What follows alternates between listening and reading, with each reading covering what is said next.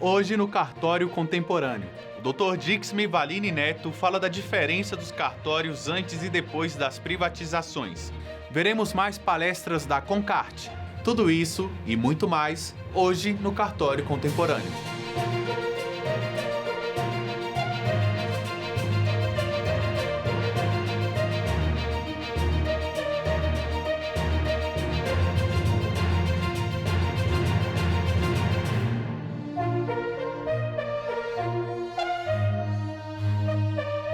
O convidado de hoje é o Dr. Dixme Valine Neto, mestre em Informática e Direito pela Universidade Complutense de Madrid, pós-graduado em Direito Civil pela Universidade Cândido Mendes e professor tutor da Fundação Getúlio Vargas do Rio de Janeiro.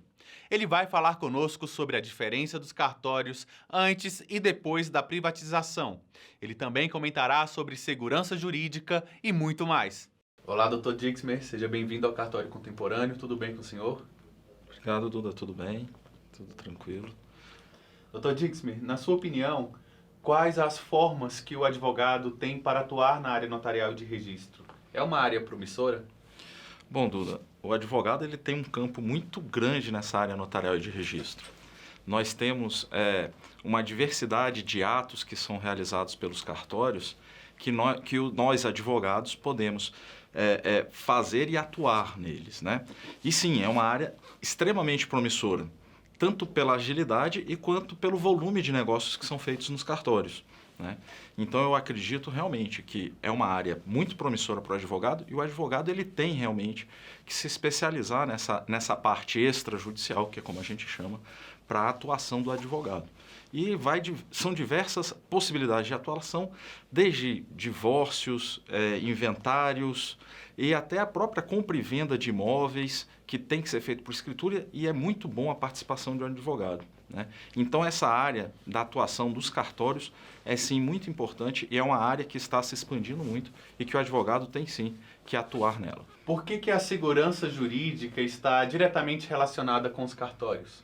Bom, Duda, a segurança jurídica ela está diretamente relacionada com os cartórios porque os cartórios eles são os responsáveis por dar segurança jurídica nos atos privados. Porque a lei dos cartórios, que é a lei 8.935 de 1994, ela diz que os cartórios, né, os serviços notariais e de registro, que nós conhecemos amplamente como cartórios, eles são os responsáveis para garantir a segurança dos negócios jurídicos. Então, os cartórios estão intimamente ligados com a segurança jurídica, Duda.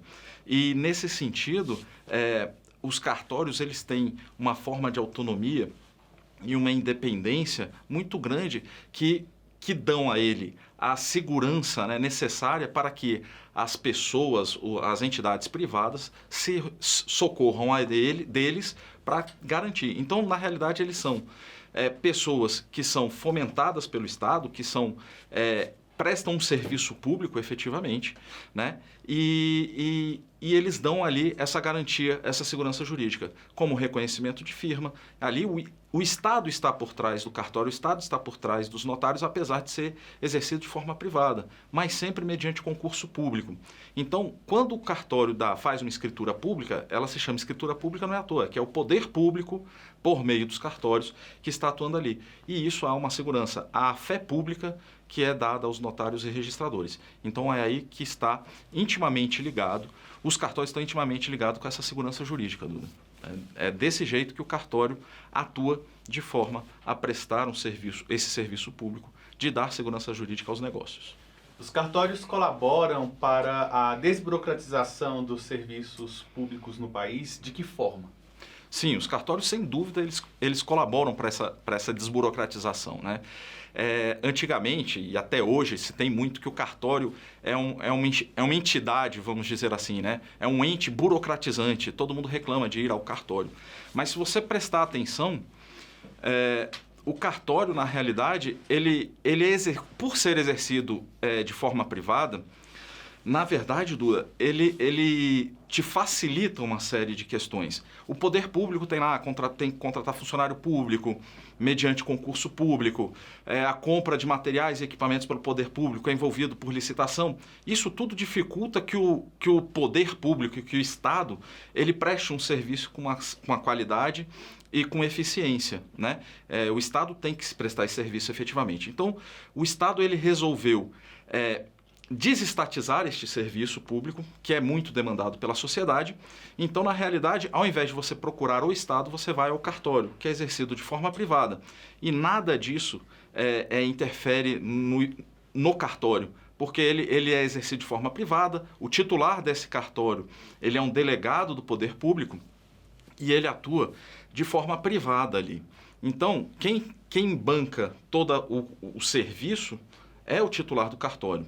Então, ele não tem problema de contratação. Então, se o serviço está necessitando de mais funcionários, ele simplesmente contrata mais funcionários. Se está faltando papel, ele simplesmente vai lá e compra papel. E o que não acontece com o Estado. O fato é que você retirar certas atribuições do Estado e passar para entidades privadas, para pessoas privadas, você tem uma racionalização da eficiência da coisa e você tem um aumento da qualidade. A vantagem é que, como o serviço é público, como o serviço ele é prestado de forma privada, o poder público fiscaliza. Então, se a prestação do serviço ela não está sendo adequada, o poder público pode, no poder de fiscalização, no poder de polícia dele, ele fiscalizando, ele pode cobrar que aquele serviço seja melhor, seja prestado de forma mais eficiente. E aí existem as várias normas. A atividade notarial de registro, ela é prestada, é fiscalizada pelas corregedorias estaduais e hoje pelo CNJ também. Então, essa fiscalização ela é muito rígida, né? E os cartórios, de forma geral, eles têm uma boa prestação de serviços. Não havendo essa boa prestação de serviço, pode ser feita a reclamação e as corregedorias estaduais de justiça elas vão apurar. Então, sim, a gente pode considerar que é uma desburocratização. Você retira da burocracia estatal e entrega na mão de uma entidade privada, de uma pessoa, né? Na realidade, ele é exercido por pessoas físicas, mas de forma privada. E aí sim você tem uma qualidade, uma eficiência, uma agilidade muito maior na prestação desse serviço público. Se você tiver alguma dúvida ou curiosidade sobre as atividades dos cartórios, mande-nos sua pergunta para o e-mail tvcartorios@cnr.org.br. A sua pergunta poderá aparecer aqui no programa.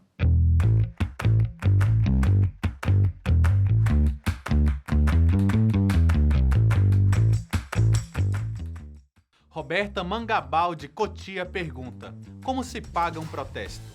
Infelizmente, os cartórios não estão autorizados a receber um título depois de protestado. Para isso, o devedor terá que procurar o credor e efetuar o pagamento direto a ele. Após esse pagamento, ele vai trazer uma carta de anuência, que é um termo de quitação, com firma reconhecida e apresentar no cartório aonde foi lavrado o protesto. Daí, sim, será feito o cancelamento e as restrições que tiver no CPF ou CNPJ daquela empresa serão cessados.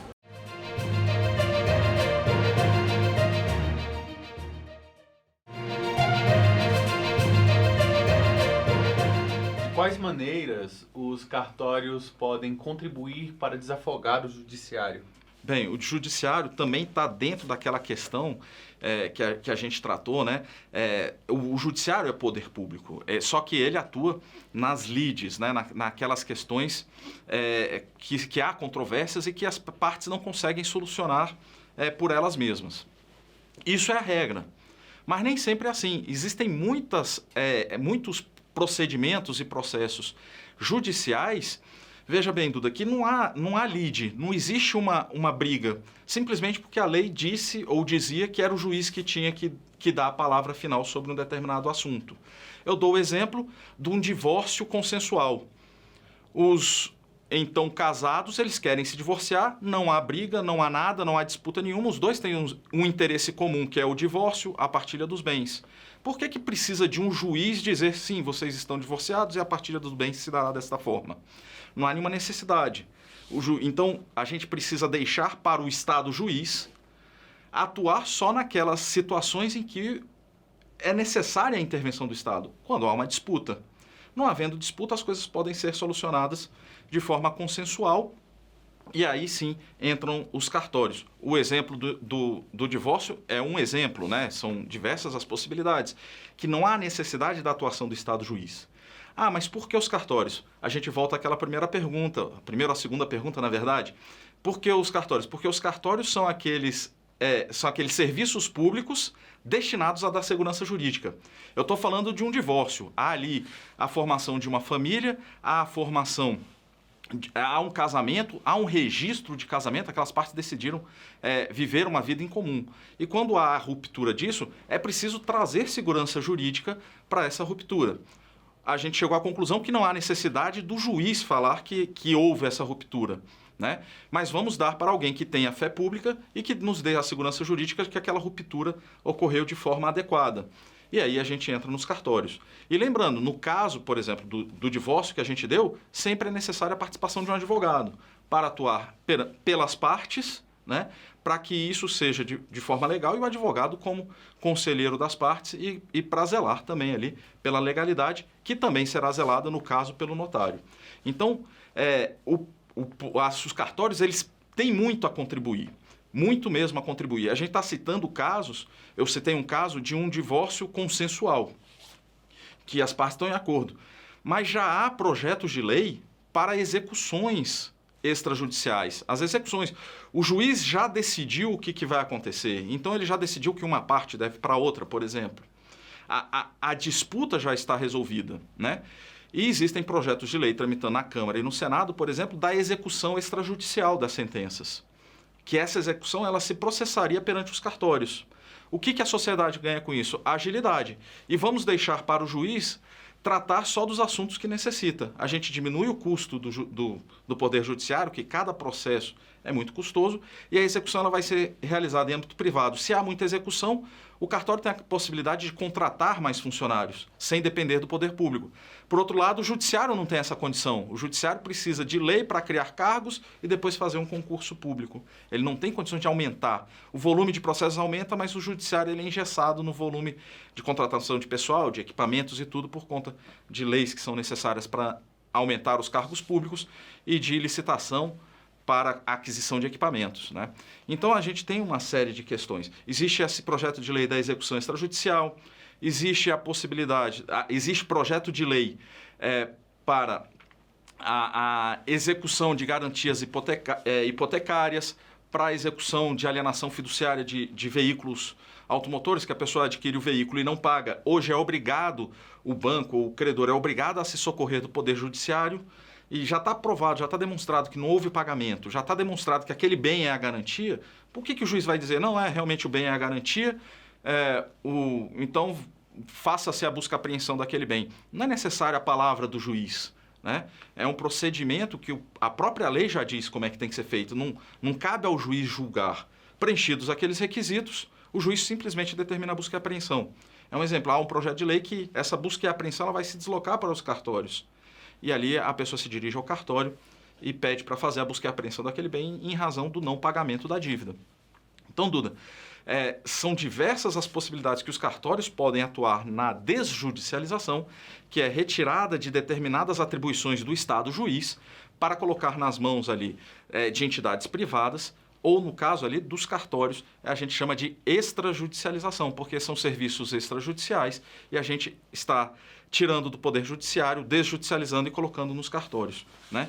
Outras coisas também implicam na desjudicialização, como, por exemplo, a arbitragem, a mediação, a conciliação, todas elas podem ser feitas extrajudicialmente, né? E a atuação aí, nesse caso, não necessariamente é dos cartórios, mas a gente vai ter, existe essa possibilidade também. O senhor falou de mediação e conciliação. Os cartórios podem atuar nessas áreas? Sim, os cartórios podem. A lei de mediação e conciliação, ela trouxe essa possibilidade da mediação e conciliação realizada nos cartórios, né? Então, sim, há permissão da conciliação e mediação feita nos cartórios, inclusive há provimento do Conselho Nacional de Justiça, por meio da Corregedoria Nacional de Justiça, autorizando essa mediação e conciliação e a forma como ela se dá. Então, sim, isso sim é permitido nos cartórios. A CNR criou a Câmara de Mediação, Conciliação e Arbitragem. Ela pode colaborar com a sociedade e com o judiciário de que forma? Duda, quando a gente fala de conciliação e mediação, a gente está muito voltado na realização da justiça. Porque não adianta nada você entrar num processo judicial e esse processo levar anos e anos e anos e anos, né? A gente pode dizer que a justiça ela é feita se ela é feita de forma rápida. Demorar 15 anos num processo, muito provavelmente a justiça não vai ter sido feita. Então, a gente tem que desafogar o Poder Judiciário. E houve aí, e está havendo ainda, essa onda de desjudicialização. A mediação e a arbitragem é uma forma de auxiliar o Poder Judiciário a se desafogar. Porque, ao invés de haver um conflito, a mediação e a conciliação, elas tentam juntar as partes para que elas cheguem a um acordo, cada uma da sua forma. A conciliação e a mediação são coisas diferentes, são formas diferentes, mas se busca o mesmo intuito, que as partes cheguem a um acordo, né? E esse acordo resolverá a questão. O que acontece com a Câmara criada pela CNR, né, pela Confederação? Essa Câmara ela vai facilitar o acesso das pessoas interessadas em um acordo, em se conciliarem. Ela facilitando isso, você vai disponibilizar uma quantidade de cartórios maior para fazer essa conciliação e mediação. Que hoje as pessoas elas têm que procurar o cartório ou têm que procurar uma câmara de mediação ou uma câmara de conciliação privadas. Os cartórios, a CNR, tendo o respaldo dos cartórios para trás, por ser a confederação que congrega todos os cartórios, ela teria ali o respaldo da atuação notarial e de registro para fazer ali dando a segurança jurídica necessária para fazer aquela conciliação, aquela mediação.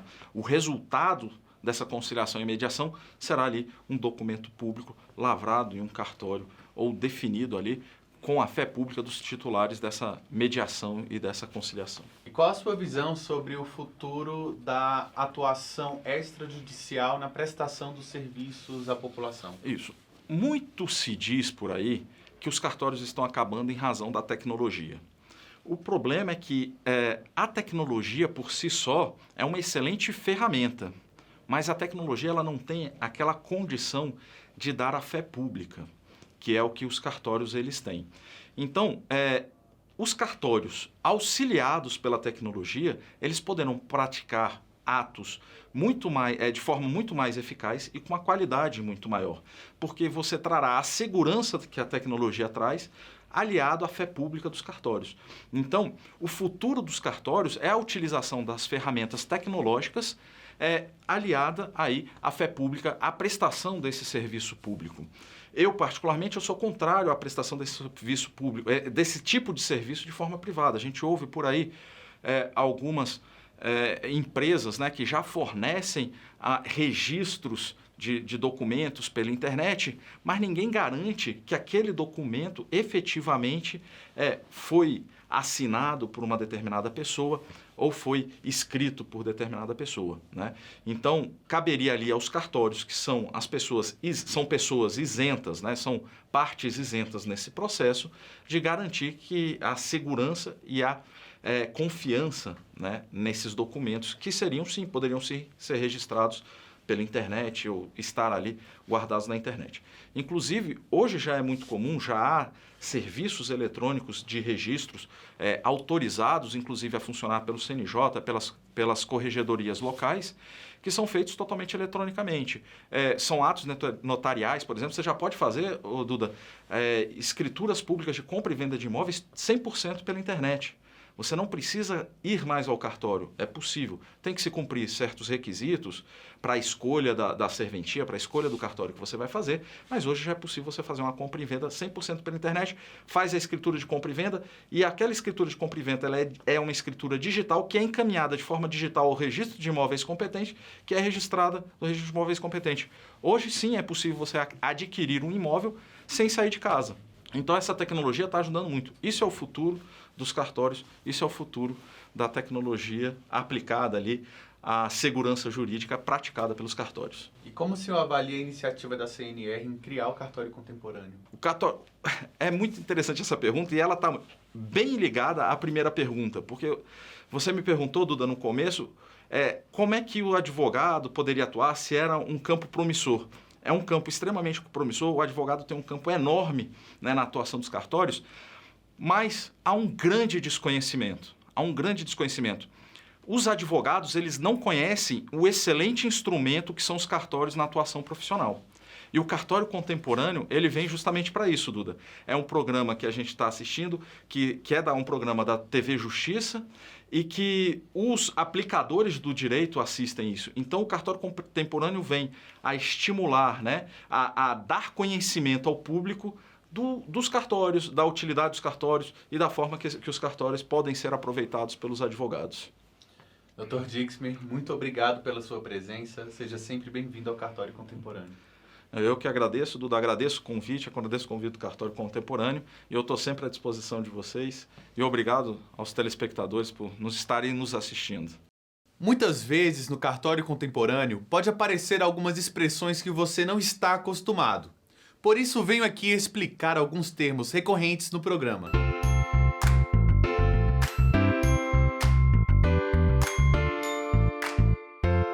O inventário é um procedimento jurídico que tem como objetivo transferir a propriedade de um ente falecido para os herdeiros.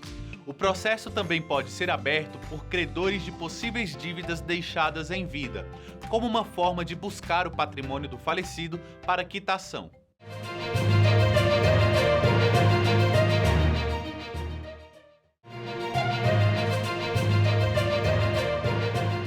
A administradora de empresas e professora Giovana Carranza falou sobre o tema Cartório Empresa, Empreendedorismo e Gestão de Pessoas na Concarte. Eu até brinco em sala de aula que até nós envelhecemos, o nosso conhecimento envelhece. E aí como é que eu vou conseguir evitar tudo isso? Só para vocês terem noção, um pouquinho dos dados, 60% das empresas no Brasil desaparecem antes de cumprirem 2 anos. Isso, em alguns estados, se torna muitas vezes até pior. Inclusive, existem dados que 90% das empresas no Brasil quebram antes de cumprirem 10 anos. Mas existem vários fatores que levam a isso. E existem 2 grandes vilões, que é a gestão e a liderança. É óbvio que existem fatores políticos, econômicos, sociais, mudança de mercado, produto que não atende à demanda adequada do cliente. Mas existem 2 fatores controláveis que nós conseguimos, sim, poder implementar e melhorar, que é a parte de gestão e liderança. Infelizmente, por uma questão cultural, nós não valorizamos muito a gestão. Eu fiz vestibular de medicina, porque desde o início a escola foi direcionando, e aí eu abandonei medicina no 2º semestre e decidi ser administradora. A coisa que eu mais escutava era: tu vai deixar de ter uma estabilidade financeira para ser uma administradora. Só que eu defendo a ideia que a gente tem que fazer aquilo que a gente ama, não importa o que seja, você tem que fazer bem feito. E aí, quando eu entrei nesse mundo de administração, eu comecei a ver que no Brasil realmente existem muitos obstáculos para você ser uma gestora de qualidade. O gestor, muitas vezes, ele é ocupado por qualquer profissional de qualquer área. E uma das razões pela qual as empresas não conseguem resultado é por ter uma gestão ineficiente e ineficaz. Como é que a gente pode melhorar isso? Bom, primeiro de tudo, desde o momento da seleção do indivíduo até o processo de retenção dos melhores talentos. Quando a gente fala de seleção, um programa de recrutamento adequado vai permitir fornecer todas as informações para atrair os melhores profissionais do mercado. Além disso, uma vez contratado, tem um processo de treinamento e toda a parte de integração, mas a gestão de pessoas e o empreendedorismo, eles andam totalmente interligados. O que seria essa parte do empreendedorismo? É uma inovação. Eu entendo que os cartórios não são como uma empresa da área de tecnologia, marketing digital, que eles podem inovar muito além. Mas quando a gente fala de inovação em cartório, a gente pode falar muito bem de uma gestão mais flexível. A flexibilidade, essa flexibilidade vai conseguir inclusive um maior faturamento para vocês. Quando eu recebi o convite há uns 2 meses para vir para cá, comecei a conversar com várias pessoas para conhecer qual era a percepção, de uma maneira geral, sobre os cartórios. E aí, fiquei espantada com o grau de credibilidade e confiança que vocês têm.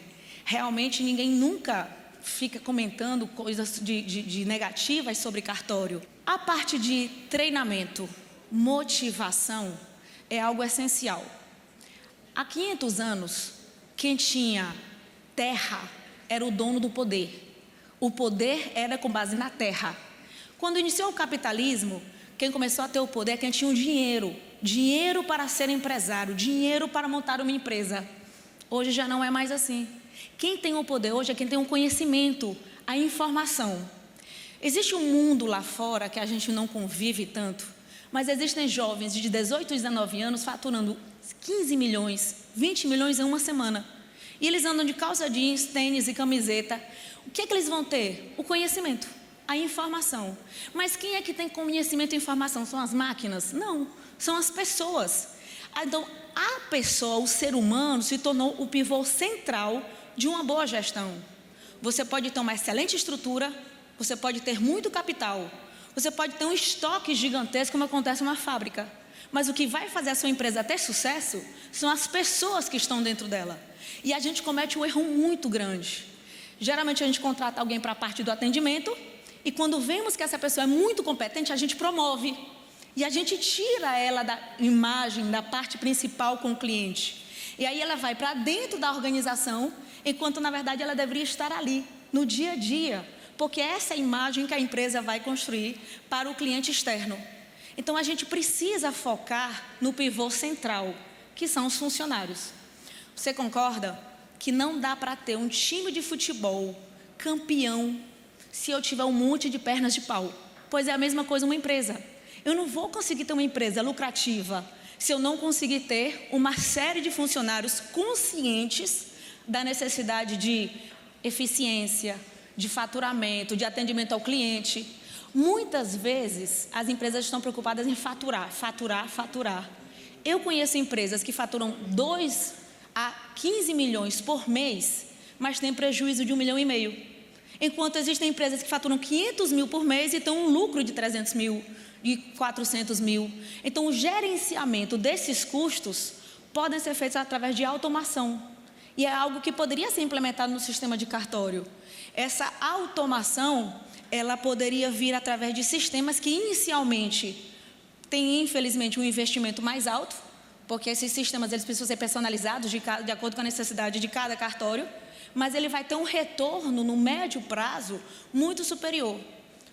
Toda mudança vai encontrar obstáculo. Qualquer implementação de mudança, vão ter pessoas que vão dizer, não, mas isso só vai dar trabalho, isso vai prejudicar o nosso desempenho.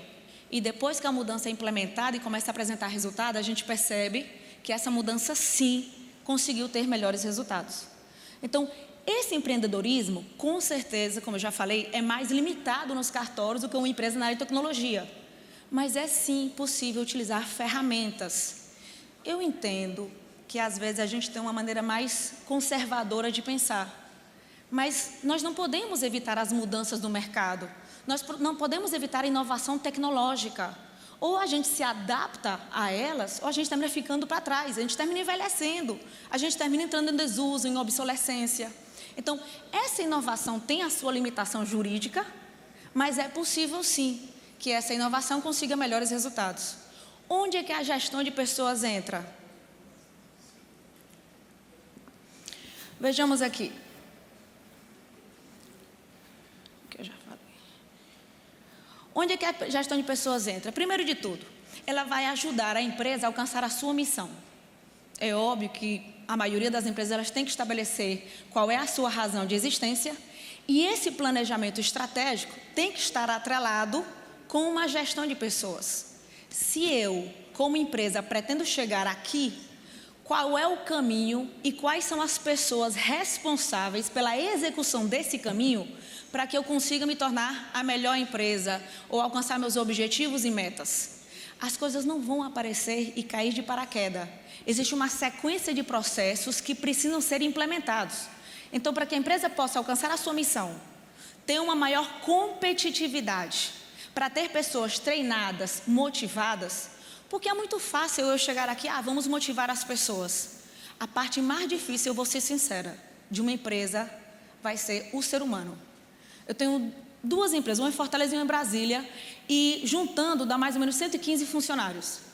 E não existe uma parte mais difícil do que quando eu tenho que me reunir com um funcionário. Porque é justamente aquela parte que você acredita que você está fazendo da maneira correta, que você está motivando, mas é incrível como ele se desmotiva rapidamente. E essa desmotivação rápida tem a ver muito com a questão cultural.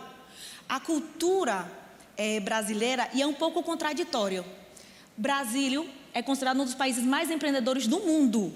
Existe uma pesquisa recente que dos 54 países investigados, o Brasil ficou em terceiro lugar. Mas, em compensação, nós temos uns índices de quebra de empresas gigantescos por má gestão. Então, fica uma coisa bem contraditória. Temos empreendedores, mas nós não temos uma gestão que permita uma governança adequada corporativa e nem governança na instituição pública. Então, nós podemos perceber, temos as ideias, implementamos, mas nós não damos continuidade. Nós não conseguimos ter resultados. E o problema cultural é o principal. Além daquele velhinho jeitinho brasileiro que vocês conhecem, existe aquela história de querer tudo mais fácil. Como eu dou aula para concurso, eu vivo recebendo mensagens interessantes. E uma delas me chamou a atenção antes de ontem. Professor, eu estou pensando que eu não vou estudar mais para concurso. Eu perguntei por quê. Porque assim, eu vejo que você se deu bem na instituição privada, você pediu exoneração do Itamaraty e saiu tudo bem na sua vida. Aí eu olhei para a cara dela porque ela estava dizendo que em 2 anos eu não vou conseguir aprovar um concurso bom e você conseguiu assim, tão fácil. Ela não tem noção que é trabalhar na instituição privada. Ela não tem noção que você tem que estudar, trabalhar 14, 16 horas por dia para ter um salário bom na instituição privada. Na instituição privada, você fazer um salário excelente exige muito competitividade. E essa preparação não vai ser conseguida através de 2 anos, 3, 4, possivelmente nem em 10 anos. Então, essa cultura de querer tudo muito fácil faz com que, muitas vezes, o empresário monte uma empresa achando que, inaugurando e montando a empresa, ele não vai precisar trabalhar tanto como ele trabalha como empregado. Pode somar todo mundo, multiplicar por 10, que você é empresário, você com certeza trabalha mais. Além disso, temos a questão também de vários obstáculos. Não estamos aqui para focar a parte da burocracia, a parte de legislação trabalhista, que prejudica muito as organizações. Eu acho que se a gente tiver autorresponsabilidade e a gente fizer a nossa parte, a gente consegue um resultado adequado. Então, a gestão de pessoas hoje, o que é que ela vai proporcionar para a organização? Pessoas treinadas, capacitadas, motivadas. Mas, para isso, o gestor tem que mudar a sua maneira de liderar. Um líder situacional, ele vai saber se adaptar de acordo com as necessidades de cada indivíduo. Eu posso lhe dar milhares de exemplos. Uma vez, uma supervisora disse que ia demitir a Joana. Acabou meu tempo? Não, né? Disse que ia demitir a Joana. Estou inventando aqui um nome, tá? E aí eu perguntei por quê, se ela sempre falou bem dessa Joana. Ela disse, não, é porque ela não quer fazer hora extra. Eu disse, mas por que ela não quer fazer hora extra? Na verdade, eu não sei. Esse povo vai perguntar. Quando ela voltou, ela disse, é porque ela está no último semestre da faculdade. E aí, ela não quer fazer hora extra porque ela quer ir para a faculdade. Eu disse, pô, deixa ela ir para a faculdade dela. Ela é maravilhosa, de 8 às 5. Vamos ver quem é que precisa de dinheiro. Quem é que está precisando de dinheiro agora? Ah, é a Maria. Pois então, pronto, a Maria vai casar. Então, você vai colocar um monte de hora extra para a Maria porque ela quer trabalhar feriado para poder pagar seu casamento. Essa habilidade de saber lidar com as pessoas é essencial para um gestor. Eu não posso exigir algo de um funcionário se ele não quer aquilo. Mas ela não é super competente de 8 às 5? Então, por que eu vou cobrar algo que nem ela mesma ela vai querer? Então, essa habilidade humana de identificar as necessidades de cada indivíduo. Porque na gestão tradicional funciona assim. A equipe de funcionários se adapta ao gestor. Hoje em dia não é assim. Hoje é o gestor que se adapta a cada funcionário. Então, é claro que com problemas operacionais, burocráticos, vocês não vão querer lidar. Mas contratar, ter um gestor dentro da sua instituição que conheça a parte humana, mas também tenha uma exigência de resultado, é essencial. Outro exemplo prático. Algumas pessoas veem aquelas empresas como Google, Microsoft, onde as pessoas trabalham do jeito que querem, quando querem, com a roupa que querem. E acham que o trabalho é assim a vida inteira. Não é. Essa gestão da Microsoft e da Google é uma gestão situacional. Ele dá liberdade, sim, para que a execução do trabalho seja mais livre, com mais autonomia, mas ele cobra resultados. Ele cobra objetivos e metas. E, infelizmente, e aí eu não gosto de falar dessas coisas, mas acontece, o brasileiro ele não é tão produtivo como o americano. Um americano consegue substituir 8 brasileiros na produtividade. A gente fica muito tempo dentro do ambiente de trabalho, mas nós somos menos produtivos. São muitas coisas que terminam distorcendo. Todos esses dados que eu estou dando para vocês são de dados de instituições oficiais que fazem esse tipo de pesquisa na parte de administração. É assustador que um americano faça o trabalho de 8 brasileiros. Então, como é que a gente vai conseguir ter uma gestão mais eficaz? Consciência cultural, consciência de valores, consciência de responsabilidade, de foco no cidadão, foco no cliente, procurar realmente vestir a camisa da empresa. Muitas empresas até falam que elas pensam nos funcionários, mas uma coisa é escrever e colocar uma placa na parede e outra coisa é implementar. Lá na nossa empresa, a gente paga comissão de vendas quando as metas são alcançadas, desde o rapaz que limpa até o gestor de cada sede, tá? Porque nós temos 3 sedes em Fortaleza e uma em Brasília. Então, para gestor de cada sede, desde o rapaz que limpa, porque a gente tem um entendimento que se eu alcanço uma meta, eu vou ter mais clientes, todo mundo tem mais trabalho. Inclusive o rapaz que limpa o banheiro, a moça que limpa o chão. Então, uma gestão flexível, remuneração por desempenho, produtividade. Isso nós encontramos um obstáculo na parte jurídica. Eu não posso ter 2 pessoas no mesmo cargo ganhando salários diferentes. Então, é necessário sim uma flexibilidade, porque termina batendo de frente com tudo que a gente implementa, com tudo que é necessário para ter uma produtividade maior. Então, existem algumas saídas que as empresas fazem, vocês já devem ter ouvido falar, tipo assim, analista 1, analista 2, analista 3, tá? É uma maneira de desempenhar de acordo com remunerar de acordo com desempenho, produtividade, resultado e comprometimento.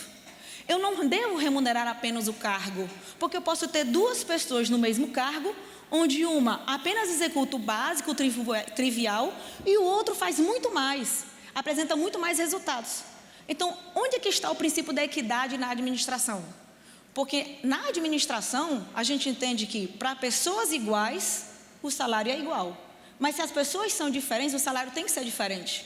É um pouco diferente do pensamento da parte jurídica.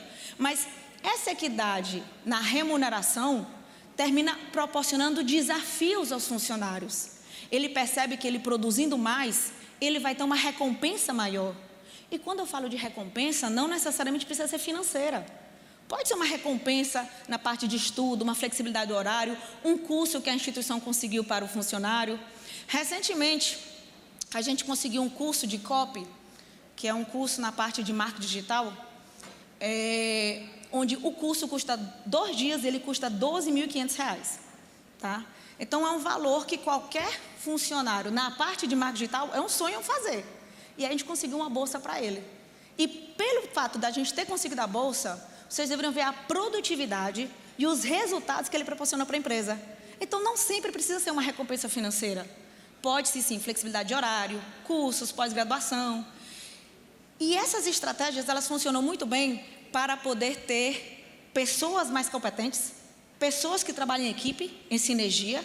E o trabalho em equipe, ele é essencial. Quando eu dou consultoria em algum tipo de empresa, uma coisa que eu mais escuto é: Giovana, eu trabalho em equipe, mas ninguém mais trabalha em equipe. Eu queria saber como é que a pessoa trabalha em equipe sozinha. Ninguém consegue trabalhar em equipe sozinha. Então, na verdade, ninguém naquela organização tem um resultado em conjunto. As responsabilidades são individuais. É como se fosse assim: eu me responsabilizo pelo meu. Se tiver algum problema no trabalho do outro, eu não tenho nada a ver com isso. Em uma equipe, não. A responsabilidade é compartilhada, as funções são compartilhadas, as atividades. Não importa se a pessoa está ou não está, a equipe continua trabalhando de uma maneira correta. Então, o empreendedorismo, a inovação, esse de pensar fora da caixa. E eu vou ser sincera para vocês. Faz 2 anos que eu comecei a entrar em outra área, que é a parte de marketing digital, e eu estou assustada com as coisas que a gente vê ali fora. Volto a dizer, tem gente ganhando 150 milhões em um mês, apenas por lançar um produto de uma maneira correta. Então, o conhecimento, ele nunca é demais. E a gente pode aprender com todo mundo. Recentemente eu tive uma reunião com um menino de 22 anos que eu me assustei com as ideias que ele tinha. Ele conseguiu me passar coisas que eu não aprendi. É uma especialização todinha de marketing. Isso talvez é uma tomadinha de café de talvez 2 horas. Então, o conhecimento hoje é o pivô central. Se a gente está sempre com as mesmas pessoas e no mesmo ambiente, a gente não tem noção do que é que acontece lá fora. Tenha a oportunidade de conversar, procure bater um papo com qualquer pessoa. Inclusive, eu já bati o papo aqui com umas 10 pessoas, das pessoas que estão organizando o evento. Porque essa informação, ela vai lhe ser útil para qualquer coisa. Então, empreender não necessariamente é montar uma ideia nova, um produto novo que não exista no mercado. É fazer algo diferente. E se você está fazendo algo diferente, isso vai melhorar toda a situação da sua organização e do mundo.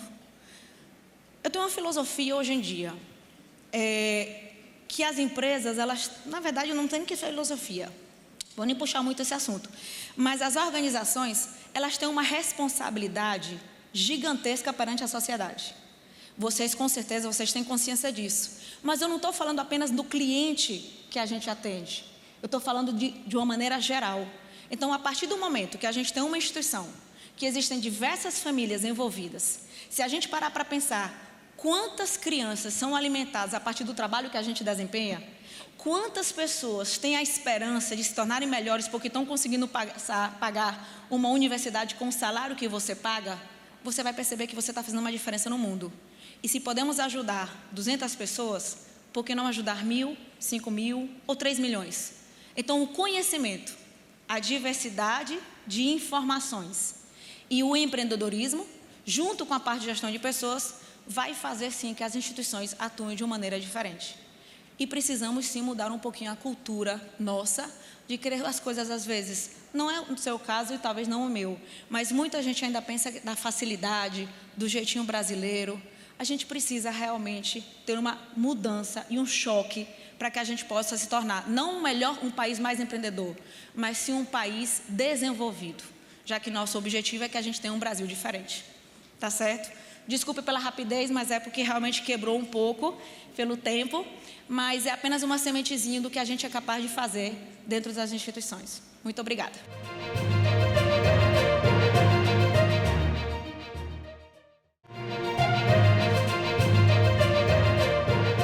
Bom, especificamente hoje aqui a gente vai falar sobre elementos de segurança para a proteção de documentos ou produtos. Por que documentos e produtos, né? Porque a gente tem o mundo, por exemplo, das certidões, dos documentos que, como cidadãos, a gente tem acesso toda a nossa vida, desde a certidão de nascimento até a certidão de óbito. E também a gente tem, quando a gente fala em proteção de produtos, a gente pode falar na proteção de uma bebida de alto valor agregado, ou de um agroquímico, né? Nos defensivos agrícola da BASF, por exemplo, nós temos um selo de proteção onde, né, garante a proteção do alto valor agregado de um produto que esteja ali dentro. Bom, quando a gente fala em proteção de documentos, a gente costuma falar em níveis de segurança. No primeiro nível, a gente vai usar os nossos sentidos, a visão e o tato, né? Eu posso ter, por exemplo, uma marca d'água, né? A marca d'água é um elemento de segurança, foi o primeiro elemento de segurança na proteção de documentos, né? Então, através da visão apenas, contra a luz, eu consigo fazer a visualização dela. Ou de uma banda holográfica, né? Na nova família do real brasileiro, a gente tem a banda holográfica que a gente consegue visualizar, né, todos os efeitos holográficos. No segundo nível, nós precisamos de uma ferramenta simples, uma lupa para ver um nanotexto, ou até mesmo uma luz ultravioleta para a gente conseguir ver uma fibra de segurança. Tá? E no terceiro nível, nós precisamos de uma ferramenta dedicada. Hoje, com o mundo dos aplicativos dos celulares, por exemplo, a gente pode ter um software especial que vai fazer a leitura de um código exclusivo. Né? No terceiro nível, a gente pode ter, então, um código dedicado. Então, assim, todo projeto que a gente desenvolve dentro da nossa fábrica para proteção de documento, a gente analisa todas as características, como ele é falsificado, qual região e de que modo aquela falsificação é passada para frente, para poder desenvolver e aplicar uma solução adequada para a proteção desse documento. E vale lembrar que um documento pode ter todas as soluções que eu vou apresentar daqui para frente, ou apenas algumas delas, né, de acordo com o tipo de falsificação, da maneira com que ele é atacado. A primeira característica de um papel de segurança, vocês têm uma amostra aí na mão de vocês, talvez a luz esteja um pouco fraca para vocês visualizarem, mas é que o papel de segurança ele não tem alvejante óptico, ou seja, ele é um pouco mais amarelado. Quando a gente compara com um papel branco de imprimir e escrever, ele é mais amarelado. Por quê? Porque ele vai receber, ele pode receber na gráfica, por exemplo, a impressão, aqui a luz está um pouco forte, a impressão ultravioleta, ou ele pode ter fibras, né? Lá no nosso stand da Federigoni a gente tem luz ultravioleta, se vocês tiverem curiosidade para passar lá depois, vocês podem verificar os elementos invisíveis. Então, se isso aqui fosse um papel alvejado, por exemplo, esse efeito de luminescência, né, de fluorescência, não estaria tão evidente. Então, isso aqui a primeira característica de um papel de segurança, a ausência de fluorescência. Tá ok? Depois a gente tem a marca d'água, o elemento de segurança mais, a gente pode dizer, um dos mais seguros, né? Porque para fazer a reprodução de uma marca d'água de maneira fiel, eu preciso ter uma planta fabril muito grande. Então, alguns falsários, eles imitam através de impressão, mas a marca d'água é o elemento que confere mais segurança para um documento, né? Ele está lá na massa do papel. Quando o papel está no estágio líquido, ela nasce. E na nossa fábrica, no interior de São Paulo, nós temos 2 tipos de máquina para produzir a marca d'água. A de forma redonda e a de mesa plana. Qual a diferença entre elas? Vamos lá. A marca d'água de mesa plana é a marca d'água que a gente está acostumado a ver, por exemplo, em documentos simples. Alguns bancos no Brasil possuem marca d'água no papel do cheque, né? Então, na mesa plana, eu tenho um rolo bailarino, que a gente chama, né, que é um cilindro. Tem um laser point aqui? Acho que não. Esse cilindro que está com essas bolinhas pretas, ele representa um cilindro com alto e baixo relevo, né? Ele foi gravado, é uma tela. E ele transfere todo o desenho para a massa, né? Que está sendo ilustrada ali pelaquela parte branca. Então, ele transfere todo o desenho para a massa do papel. Então, ele vai fazer essa transferência de desenho no estágio líquido, esse desenho vai se compor ali. E depois desse ponto é basicamente a secagem. Eu vou ter que extrair a água do papel para que o desenho fique lá de maneira sólida, né? E eu consigo fazer marcas relativamente mais simples. É recomendado para logotipos e para textos, né? Esse é uma foto, um exemplo de um rolo onde eu tenho a marca ali do Banco Santander, né? Que eu consigo fazer todo esse desenho na massa do papel. No outro modelo, né? Na outra técnica que eu faço a marca d'água é o de forma redonda. Nesse modelo aqui, é onde eu consigo fazer as cédulas de bancos, né, de cédulas de dinheiro. Então, nesse processo, eu tenho o mesmo cilindro que está imerso num tanque de massa e eu vou fazer um processo de sucção que vai fazer com que a celulose se deposite nas paredes desse cilindro e fazer a formação do desenho da minha marca d'água. Então, nesse ponto aqui, eu consigo fazer desenhos muito mais elaborados, né, com vários tons, né, fazer faces, ou seja, no real brasileiro, os animais, né, a garopa, a onça, a arara. Então, eu consigo fazer desenhos muito mais detalhados. Aí está um close do cilindro, né, é um cilindro feito de tramas, né, de metal, que eu consigo moldá-lo para fazer com que ele transfira todo o desenho para a massa do papel no estágio líquido para nascer a marca d'água. Bom, aí eu tenho um exemplo de uma marca d'água falsa e de uma verdadeira. Dá para ver que é bem grosseiro na bandeira do Brasil aqui do lado direito, né? Ele foi reproduzido através de impressão, né? O falsário ele imprime na parte interna do papel e depois faz um sanduíche com 2 folhas muito finas para tentar reproduzir esse efeito. Quando eu olho contra a luz, a tinta vai barrar a luz e vai fazer com que eu tenha a falsa sensação de um desenho verdadeiro de marca d'água. A marca d'água verdadeira, dá para ver na esquerda, que são nuances muito suaves, né, dos tons claros e escuros, que eu vou ter uma marca d'água verdadeira. Então, quando a gente analisa um documento com uma marca d'água, eu tenho que ter noção que um desenho muito bem definido pode ser suspeito, eu posso ter uma marca falsa. Tá ok? Bom, no segundo ponto, nós temos as fibras de segurança. Esse elemento também está muito presente em vários documentos, a gente tem uma certa familiaridade com ele. E o que é importante a gente entender sobre esse recurso de segurança que tem nesse documento que está na mesa de vocês. A maneira aleatória com que ele está presente no documento, né? Ele é colocado no estágio líquido do papel, então ele vai ficar de maneira dispersa. Ele vai estar mais na superfície, vai estar espalhado por todo o documento. Eu nunca vou ter um documento com a mesma disposição de fibra de um para o outro. Sempre vai ser diferente, porque ele foi colocado na massa do papel. Tá ok? E ele pode ser visível, né? Ele pode ser cores escuras, ou invisível, quando eu coloco a luz ultravioleta para fazer com que ele brilhe. Tá ok? No próximo ponto, nós temos o fio de segurança. O fio de segurança também é um elemento muito conhecido por nós, porque em algumas cédulas do real brasileiro a gente tem essa fibra de segurança, e esse fio de segurança, e ela pode ter diversas características. Vamos lá, ela pode ser com mudança de cor, né, por holografia. Ela pode ser fluorescente quando eu coloco a luz ultravioleta. Ela pode ser magnetizada quando ela está embutido, né, e no real brasileiro tem essa característica. Ou ela pode ser janelada, no caso do euro tem algumas características assim. E vale lembrar que a Fedrigoni não produz esse recurso de segurança, ela apenas aplica ao papel. Nós temos alguns fornecedores e nós colocamos lá no papel. E uma característica curiosa, né, é que o fio de segurança, por exemplo, do real brasileiro e de todas as outras cédulas, ela tem informação magnética. Ou seja, quando eu coloco lá no dispenser do banco e quando eu saco, por exemplo, a máquina consegue fazer essa leitura magnética e me dizer qual que é o valor daquela cédula. Então, na época do cruzeiro, quando a gente fazia aquela brincadeira de rasgar e puxar a fita, a gente estava invalidando uma cédula, né? Hoje em dia isso não é mais possível, porque ela tem uma cobertura de cola e ela adere ao papel, então isso não é mais possível de ser feito. Bom, vamos falar de banda holográfica. A banda holográfica no dinheiro brasileiro, a gente tem muito conhecimento quando foi lançada essa cédula de R$20. A banda holográfica é um elemento conhecido por gráficas comerciais como hot stamping, né?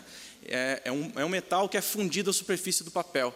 Então ele vai ficar de uma maneira muito plana. Quando eu passo o dedo, eu posso sentir a diferença de textura, né, da metalização, mas eu não vou sentir o degrau, não foi nada colado. Quando eu tenho uma banda holográfica falsa, que é no caso aqui da direita, o falsário ele cola uma fita adesiva brilhante na superfície do papel, e quando eu passo a unha, por exemplo, na superfície, eu sinto um certo relevo.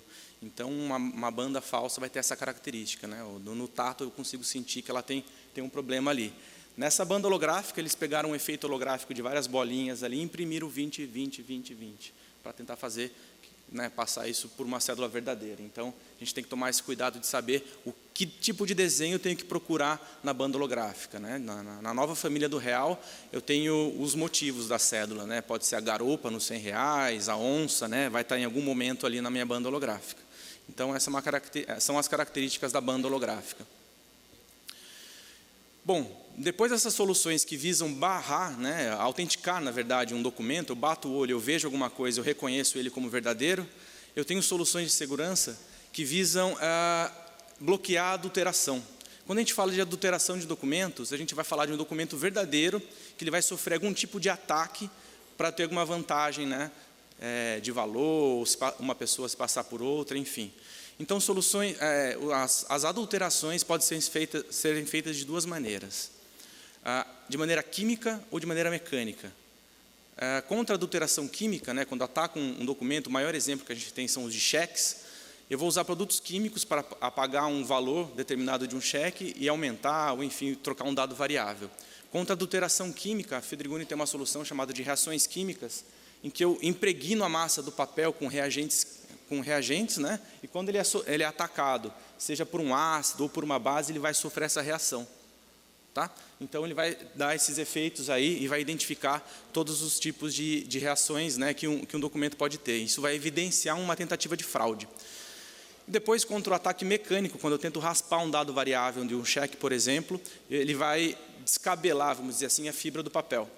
Né? Quando eu ataco uma impressão a laser no cheque, ele vai descabelar a fibra e vai ficar evidente que ele foi atacado. Eu não vou conseguir imprimir os dados de outras pessoas. E o último ponto é esse treinamento que a gente está fazendo aqui, por exemplo. Não adianta eu investir milhões para proteger um cheque se o caixa do banco não está treinado, por exemplo, para identificar um comportamento suspeito de um cheque. Então, ele tem que saber o que ele vai olhar na holografia, se o cheque reagiu quimicamente, qual foi a reação. Então, o conhecimento da solução aplicada é de extrema importância. Tá, okay? Então, se um documento possui esses elementos, ele vai ser um documento realmente seguro. Tá, ok? Muito obrigado, espero ter contribuído um pouquinho para o conhecimento de vocês. Obrigado.